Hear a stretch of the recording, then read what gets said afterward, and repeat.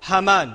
You know who Haman is in the Qur'an? He's the minister, or one of the ministers of who?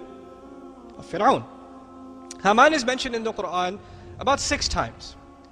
And Allah tells us about Haman that Fir'aun commanded him to build him a tower.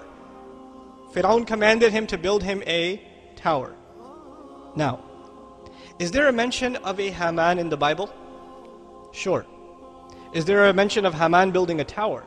Sure.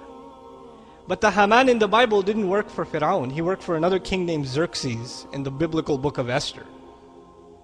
So the biblical Catholic scholars in the 1600s, who were first getting into Orientalist studies, Islamic studies, they looked this thing up in the Qur'an and said, aha, we found a mistake in the Qur'an. Look, they're talking about Haman working under Fir'aun, while the book of Esther tells us that Haman worked under the king named Xerxes 1,000 years after the Pharaoh in Babylon, not even in Egypt, and he built them a tower. You ever heard of the story, the Tower of Babylon? So they challenged the historical integrity of the Qur'an. Ma'adallah, they said from the disbeliever's point of view, oh, Muhammad must have plagiarized it from a priest and made a mistake because he mixed up the story of the Tower of Babel, right? And the story of Xerxes with the story of the Pharaoh, and he's confused between the two of them. That's what he did. Misquotation in the Qur'an. What's really interesting is, in the late 1800s, the Catholic scholarship, the body of Catholic scholarship, unanimously denied the book of Esther as a valid source of history.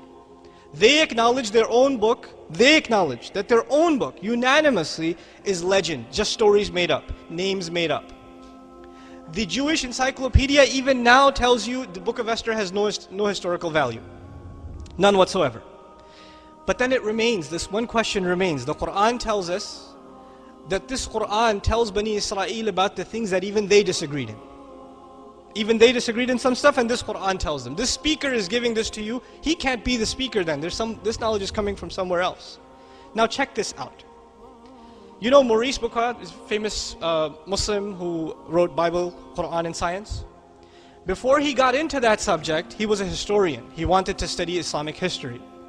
When he came across this problem presented by Catholic priests, he did a little research. You see, what happened in the late 1800s was the Egyptian hieroglyphics were now being revived as a language, because hieroglyphics had died. About almost 2,000 years before the Prophet ﷺ, Egyptian hieroglyphics had died as a language.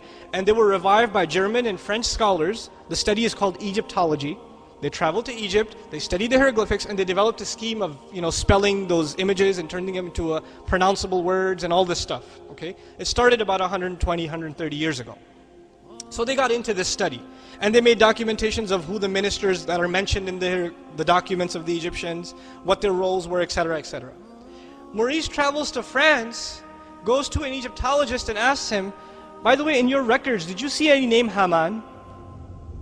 And he says, well, I wouldn't know, you have to go to Germany, but where did you get the name Haman? He said, well, there's a messenger, a man who claims to be a messenger, in the 7th century, who says that there was a minister of Pharaoh, whose name was what?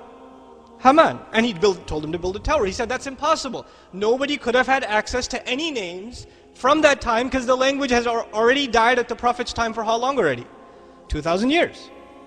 So he travels to Germany to look up the names of different architects and constructors and ministers under the name, under the Pharaoh, specifically under the Pharaoh at the time of historical era of Musa a.s., of Moses. What does he find? Haman, minister of the stone quarries, construction.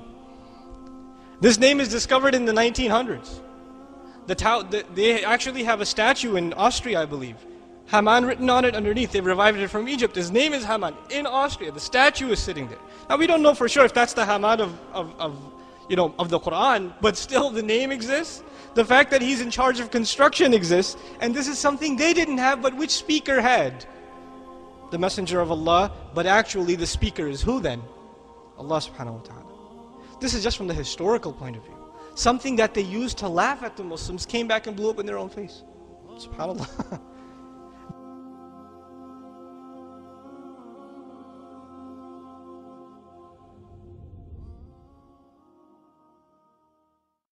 Mm-hmm.